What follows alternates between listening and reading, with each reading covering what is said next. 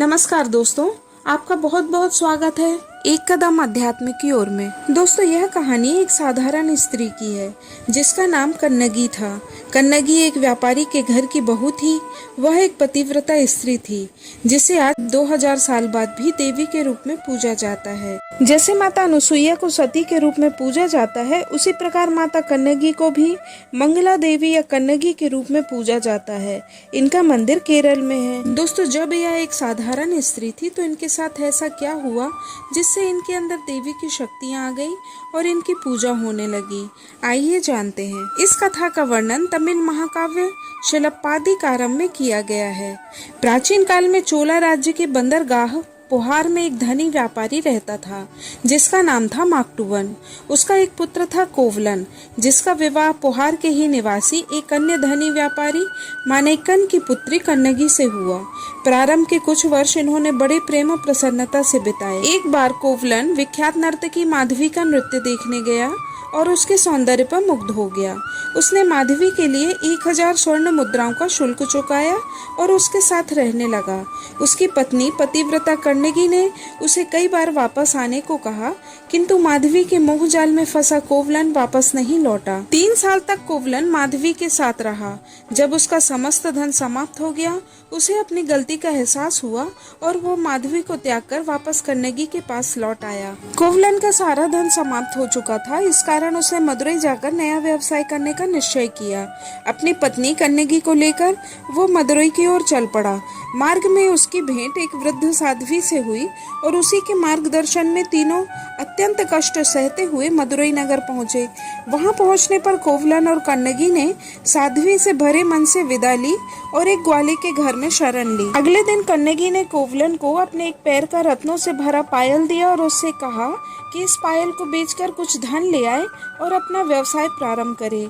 उसकी पायल लेकर कोवलन नगर में चला गया और वहां पहुंचकर राजकीय जौहरी को उसने पायल दिखाया और कहा कि वो उसे बेचना चाहता है।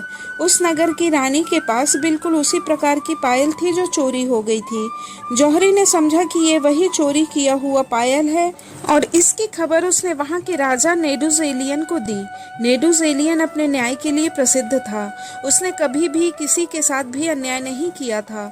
उसने अपने सैनिकों को आदेश दिया कि जाकर देखे, अगर उस व्यक्ति के पास रानी का पायल मिले तो उसे मृत्युदंड देकर पायल वापस ले आए। सैनिकों ने जब इतना कीमती पायल कोवलन के पास देखा तो राजा की आज्ञा के अनुसार उन्होंने कोवलन की एक भी बात नहीं सुनी और उसका वध कर दिया और वो पायल लेकर वापस राजा को सौंप दिया, जिसे राजा ने अपनी रानी को दे दिया।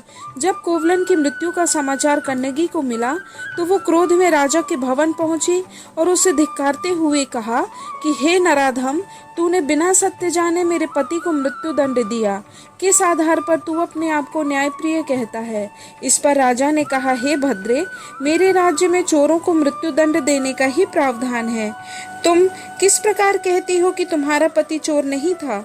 उसके पास मेरी पत्नी के पायल प्राप्त हुए हैं। क्या तुम्हारे पास कोई प्रमाण है कि वो पायल उसने नहीं चुराया? कन्नगी ने क्रोधित स्वर में कहा, रे मूर्ख, वो पायल मेरी थी जिसे मैंने अपने पति को बेचने को दिया था।